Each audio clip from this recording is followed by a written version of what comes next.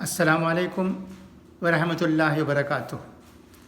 अल्हम्दुलिल्लाह, कल हम पनामा से अटलांटा वापस आए। सब कुछ खैरियत है, खुदा का लाख लाख शुक्र है। पनामा में हमारे दिन बहुत अच्छी तरह गुज़रे। वहाँ देखने की चीज़ें बहुत हैं जिन्हें बच्चे और बड़े सब बड़ी ख्वाहिश से देखते हैं। उनका भी मैंने एक वीडियो बनाया है और वीडियो के और व्हाट्सएप के ज़रिए भेजा है। उन्हें आप देख सकते हैं और मालूम कर सकते हैं कि पनामा की क्या हालत है। इसके अलावा आज की चंद अहम खबरें जो कि राष्ट्रीय सहारा न्यूज़ पेपर में शाया हुई हैं, उन्हें मैं आप पढ़ रहा हूँ। उन पर भी सोचिए, क्योंकि हर चीज़ पर हमारी नज़र होनी चाहिए। ख़बरों से वाक़फ़ियत भी ज़रूरी है। इसीलिए मैं ये ख़बरें आपको सुनाते रहता हूँ। हम ये न समझें कि ख़बरों की कोई अहमियत नहीं है। जो अखबार पढ़ते हैं उनको ख़बरों से वाक़फ़ियत हो जाती है। कई लोग ऐसे भी होते हैं जो अखबार नहीं ख़रीदते हैं, उनको भी किसी न किसी तरह ख़बरों की जानकारी होना ज़रूरी है। इसी को मद्देनज़र रखते हुए मैं ये प्रोग्राम शुरू किया था। कई लोगों से ये बात मालूम हो रही है कि यहाँ से कही जाने वाली ख़बरें उन्हें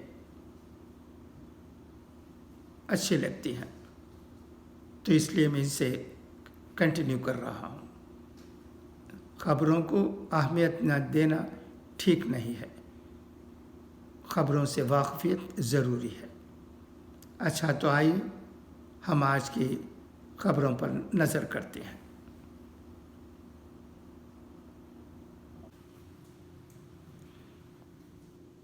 टोक्यो, जापान ने कहा है कि उसे यकीन है कि कुछ चीनी मिसाइल जापान के खुसूसी इक़्तिसादी ज़ोन में गिरे हैं।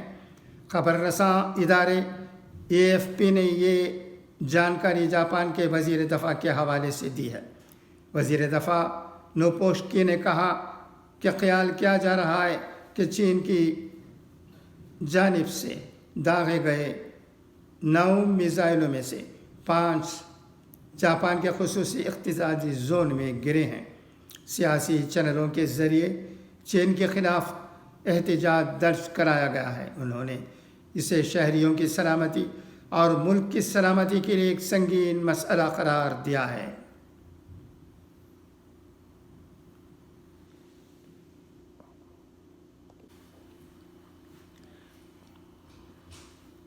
नई दिल्ली, नायब सदर वेंकैया नायडू जुमेरात को साबिक़ वज़ीर आज़म डॉक्टर मनमोहन सिंह की रिहाइशगाह पर गए और उनकी सेहत के बारे में दरियाफ़्त किया। ये इत्तला नायब सदर के सेक्रेटरीट ने यहाँ दी।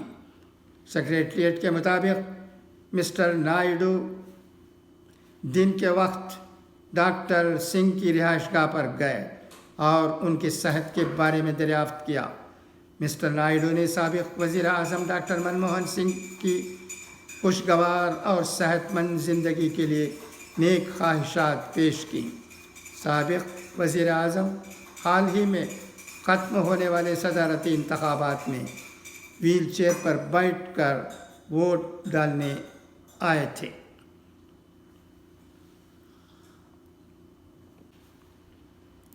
उत्तर प्रदेश के वज़ीर आला योगी आदित्यनाथ ने जुमेरात को कहा कि आज़मगढ़ में तरक्की की रफ्तार लगातार बढ़ती रहेगी और यहाँ के लोगों को मुल्क व दुनिया में अपनी शनाख्त बनाने में अब कोई तज़्ब का शिकार नहीं होना पड़ेगा। ITI के मैदान में 143 करोड़ की 50 प्रोजेक्टों का इफ्तिताह वो संग बुनियाद के मौके पर यहाँ मुनाक़द अवामी रैली से ख़िताब करते हुए योगी ने कहा कि नौजवानों को खुद कफ़ील बनाना हुकूमत का अव्वलीन ज़िम्मेदारी है। नौजवान खुद कफ़ील होंगे तो उत्तर प्रदेश मुसलसल तरक्की के रास्ते पर गामज़ा रहेगा। उन्होंने कहा कि BJP की हुकूमत से पहले आज़मगढ़ के सामने मुल्क और दुनिया में उसकी शनाख्त का एक बड़ा मसला बन गया था। आज़मगढ़ का नाम बताने पर लोग गलत निगाहों से देखते थे। BJP हुकूमत ने इस बहरान से आज़मगढ़ को नजात दिलाया है। वज़ीर आला ने हरपुर को सियासत के तौर पर फ़रोग़ देकर आर्ट के शोबे में आज़मगढ़ को आगे बढ़ाने का ऐलान किया है। उन्होंने आज़मगढ़ में काली मिट्टी के बर्तन को बनाने के आर्ट को आगे बढ़ाने के लिए 1 डिस्ट्रिक्ट 1 प्रोजेक्ट स्कीम के अलावा यहाँ कॉमन सर्विस सेंटर खोलने के अफसरान और पार्टी के लीडरों की मीटिंग करके इसे अमली जामा पहनाने की हिदायत दी है। उन्होंने यहाँ के मेडिकल कॉलेज में पैरा मेडिकल कोर्स कराने की भी बात कही। उन्होंने कहा कि आज़मगढ़ को जोड़ने वाली पूर्वांचल एक्सप्रेस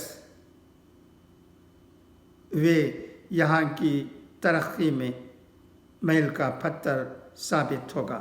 तरक्की की इसकीमात बढ़ेंगी तभी सभी की ज़िंदगी में तब्दीली आएगी। योगी ने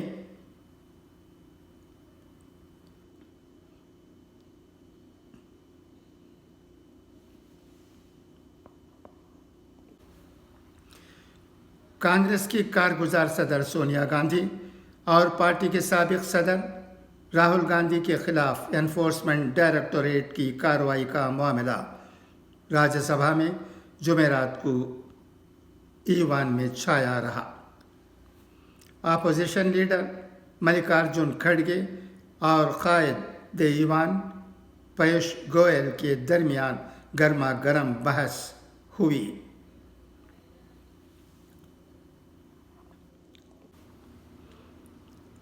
आज के राष्ट्र सहारा एडिटोरियल में कहा गया है, कांग्रेस और उसके रहनुमाओं के खिलाफ एनफोर्समेंट डायरेक्टोरेट की हालिया कार्रवाइयों के बारे में हुकूमत बार बार सफाई दे रही है कि उसका सियासत से कोई ताल्लुक़ नहीं है और ईडी अपनी आज़ादाना तौर पर कार्रवाई व तफ्तीश कर रही है।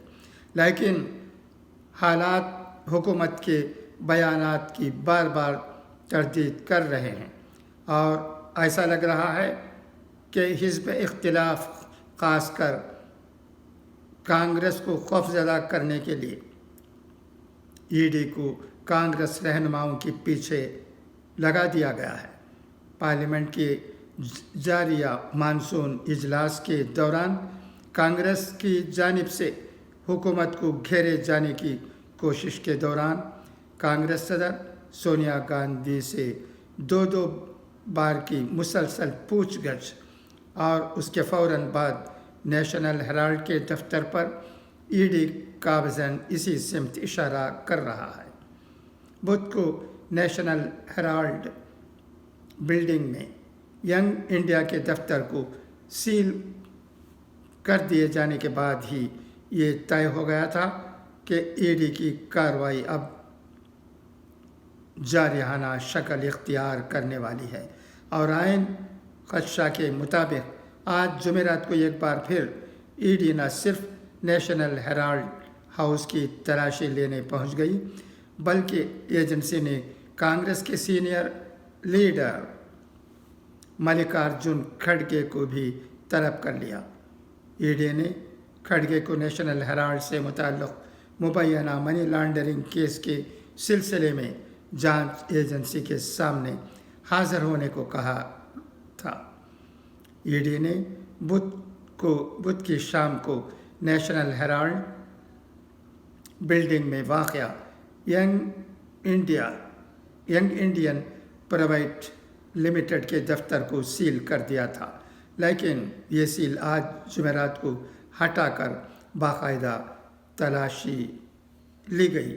اس سے قبل کانگریس صدر سونیا گاندھی کے گھر اور کانگریس ہیڈ کوارٹر کے باہر بڑی تعداد میں پولیس اہلکاروں کو تعینات کر کے باقاعدہ کانگریس کا محاصرہ بھی کیا گیا۔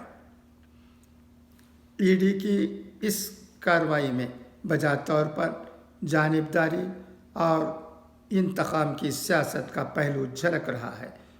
یہ ایک ایسے معاملے میں جس پر وہ پارٹی کے 2 بڑے سینئر لیڈروں سے دو بار پوچھ گچھ کر چکی ہے، اور دونوں لیڈران ہر تفتیش میں ہر طرح کے معاون کے لیے تیار ہیں، تو پھر پولیس کی گھیرا بندی اور گھر و دفتر کے محاصرے کی کوئی ضرورت باقی نہیں رہ جاتی ہے۔ لیکن اس کے باوجود اگر ای ڈی طاقت کا استعمال کر رہی ہے تو پھر یہ کہا جا سکتا ہے کہ یہ کانگریس لیڈروں کو ڈرانے کی کوشش ہے۔ اور بھی باتیں اس ادارے میں کہی گئی ہیں۔ اگر آپ پوری جانکاری حاصل کرنا چاہتے ہیں تو اس ادارے کو پڑھیے گا۔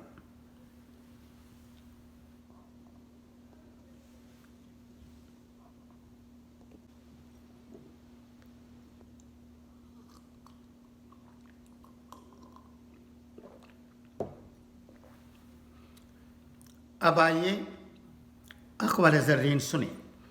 نصیحت وہ حقیقی خیر خواہی ہے جس پر توجہ نہیں دی جاتی، اور خوشامد دھوکہ ہے جسے لوگ غور سے سنتے ہیں۔ نصیحت آگے بڑھنے کے لیے بہترین زینہ ہے۔ بہترین اقوال زرین ہیں یہ بھی۔ پھر ایک بار پڑھتا ہوں، سنیے گا۔